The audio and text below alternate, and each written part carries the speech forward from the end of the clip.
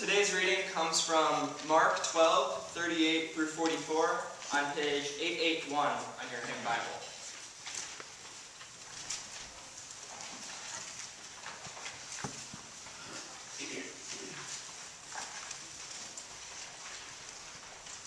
And while Jesus was teaching, he said, "Beware of the scribes who like to go about in long robes and have salutations in marketplaces, and the best seats in synagogues, and the places of honors and feasts, and who devour widows' houses, and who for a pretense make long prayers. They will receive the greater condemnation." And he sat down opposite the treasury, and watched the multitude putting money into the treasury. Many rich people were putting in large sums of money. And a poor widow came, and put in 2 copper coins, that make a penny. And he called his disciples to him, and he said, "Truly I say to you, this poor widow has put in more than all those who are contributing to the treasury. For they all contributed out of their abundance, but she, out of her poverty, has put in everything she had, her whole living." The word of God.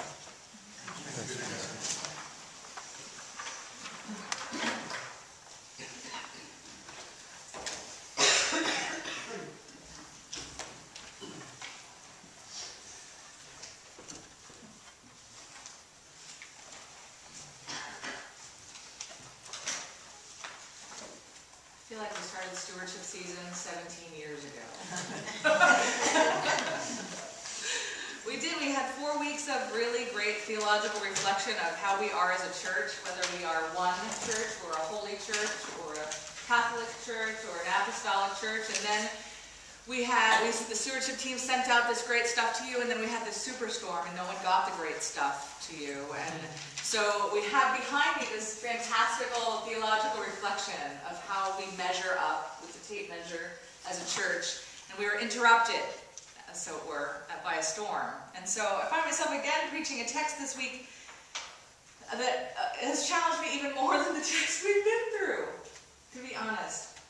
So when I was reading, I found one commentator who said, "I'm no financial wizard, and I'm not one to step on Jesus' point, but really? That widow has no presumable way to generate any further income, and she is giving the last of her money. Is that really commendable?" The author continues, "I should give and give and give my money, my time, my talents to my spouse, to my family, to my neighbors, to my church. But don't I get to keep anything for myself? If I thought ahead to bring some lunch, shouldn't I get to eat the lunch? If I assiduously stockpiled pitchforks and ammo and Dinty-Moore beef stew for the zombie apocalypse, shouldn't I then keep them for when the dead are resurrected? Or does Jesus intend for me to give of myself and my stuff until there is nothing left?" I admit that I have heard this text, I have a weird accent thing happening today. I have no idea what's going on. I admit that I have heard this text preached this way many, many times. I take the same issues with it. Why is Jesus commending the widow? What did Jesus exactly say? Right? So we can go back and see that Jesus said, because she gave all she had, she gave more than everyone else. So let's set the scene a little bit. Jesus is sitting with some of his friends outside the temple, and they were people watching. I imagine them at some bistro table at the market outside, and this is the place where they sold pigeons and other offerings. Outside the temple, there was essentially a farmer's market, to put it in our terms, right? People met up with one another, and they bought their sacrifices, their produce, or whatever. I love outside farmer's markets, everybody. And in New Jersey, we have a lot of them. And when I go on vacation, I even like them more, right? I love artisan booths, right? The local jeweler that keeps all her stuff out, that I can touch all of them. Or the photographer that's made note cards. I love that stuff, right? And so the pashmina scarf lady, come on, come on. The guy who sells African baskets, I love collecting my pashmina scarf in my African basket. Okay? So that's where I see Jesus and his friends, God forbid all of them, waiting for their wives who are shopping at a bistro table with their non-fat, no-foam caramel macchiato, right? I don't know. And so there are people watching, and Jesus notes that some like to wear the best robes and be greeted with respect and have the best seats or the place of honor. And as he people watched, I imagine he saw many people who fit that description. And so what I'm saying is that Jesus sat with his friends judging people as they walked by. It seems so, a little bit. So look at that one with me, with the perfectly dressed suit, all ready for the temple. Or how about that one? She always talks about herself. Or look at that one. I'm so uncomfortable thinking of Jesus doing this right now. The reason is I'm the only one in the room wearing a robe. And I like good seats. And I like for people to notice me. He might have been talking about me had I been at the temple that day. Had he seen me paying for my exotic pashmina scarf and placing it in my African basket while I also picked, you know, beads and greens and things. People, he's looking at people all going to the temple for what was supposed to be about God.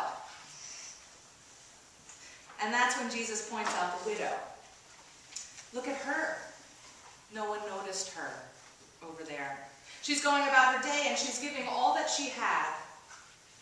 She didn't spend it on a new scarf or even food for herself. Instead, she's giving it to God. And it's a tiny little offering. Tiny. Just a few coins. The offering looks like her, right? It's feeble and it's vulnerable. There's not much left. The offering represented her. And now I go back to that commentator and I read what he was saying differently. Does God intend for me to give of myself and my stuff until there is nothing left? Yeah.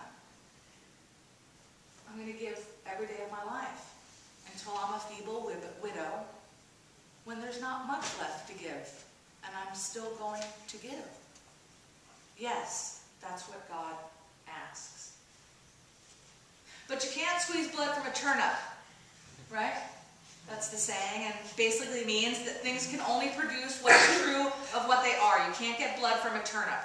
A person or an institution or an organization can't give what it doesn't actually have, or what it actually isn't. You can't get blood from a turnip. The blood turnip is one of the oldest surviving varieties of, wait for it, the beet. Beets come from America. They are like blueberry pie and baseball. Blueberry pie, baseball, and beets. I love beets. Who loves beets? Okay, who doesn't love beets? I should be honest. Shame on you. You don't like beets? I am shocked. Can you believe I just pointed my finger at someone in church? I thought for sure you would like beets. That's really funny. All right, they're not everyone's piece of pie, right? But my favorite way, I'll ask you, how do you like your beets, for those of you who like beets? How do you like to eat beets? Just straight or borscht. Borscht. Let's just all say that word because it's fun to say.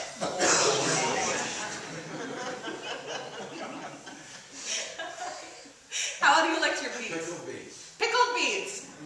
Who else? How do you like your beets? I know my mom does, but you cook them and you put a lot of butter on them, and I like beet greens.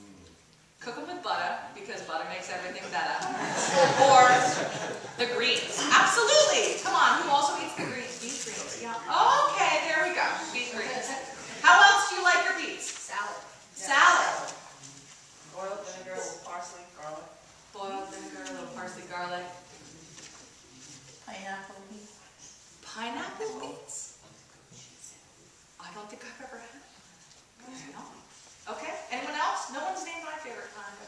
to prepare the beet? Huh? You eat it raw? I don't think so. You do? Would that be the same kind of person that eats raw potatoes, though? Because my son does that. It's sick. When I'm preparing, sometimes he comes over me and takes a piece. Ew. Right, so I don't know. I guess people can eat them raw. My favorite way to eat the beet is roasted with olive oil, salt, and pepper. Oh my Lord. Y'all got to do that. Seriously, today you have to make beets roasted. It's beet season, for goodness sake. Okay, so beets, why am I talking about this? You're so glad it says it here, right? No matter how you prepare a beet, it is a beet. Right? I mean, it should go without saying, right? But beets produce beets. And Jesus is trying to make a similar point that day, that when he sat outside the treasury with some of his friends, he didn't focus actually on the woman. He focused on her offering. He focused on her sacrifice. We don't even call it that anymore. We call it an offering. And here's the horrible truth, is that we at Community Presbyterian Church don't even call it offering. We call it our gifts of thanksgiving. We've swung so far away from the idea of sacrifice. Jesus was trying to talk about how far the temple had moved away from what sacrifices were supposed to be. We started this season, like I said, a long time ago. And like I said, the week that we collected our pledges, we had this big storm and no one got the pledge cards in the mail. And so here, again, we enter another week.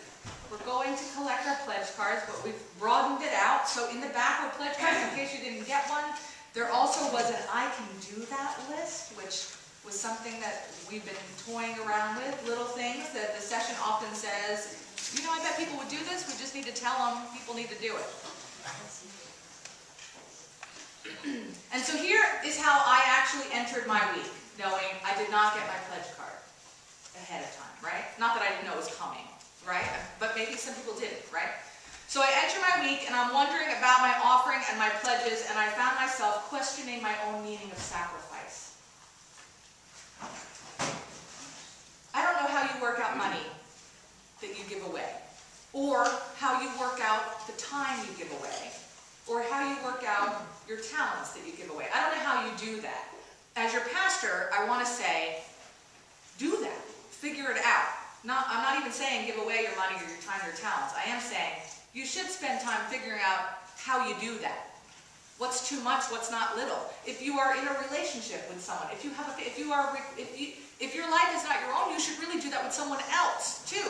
What does this mean? How about to the people you work with? What does it mean to give away your talents or your time? You should think through that. We should be thinking, reflective people.